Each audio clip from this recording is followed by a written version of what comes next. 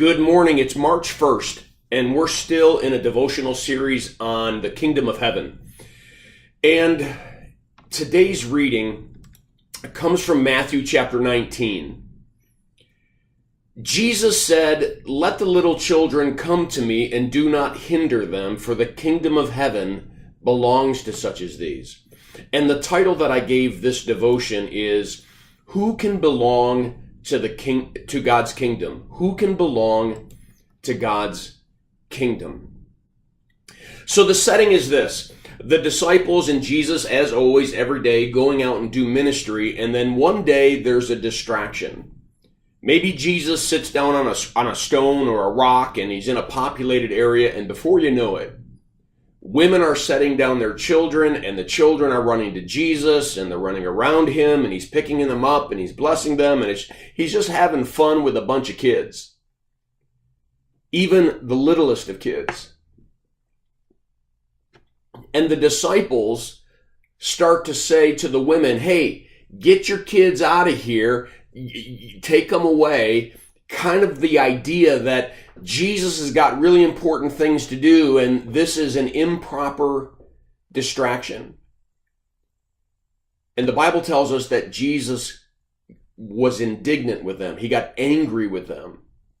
And then these words, "Do not hinder, do not stop the children from coming to me, for the kingdom of God belongs to such as these." They're already participants in the kingdom. And I find it interesting that we adults are always looking for like these qualifications for the kingdom.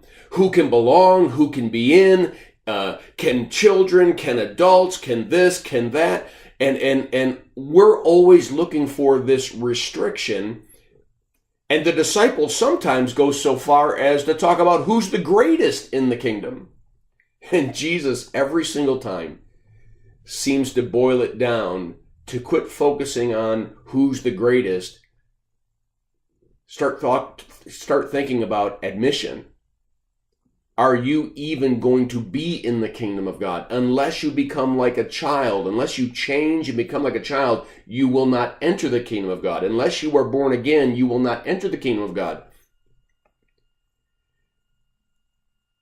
We need to understand that everyone belongs in the kingdom of God. Everyone. God sent his son into the world and died for all humanity's sins.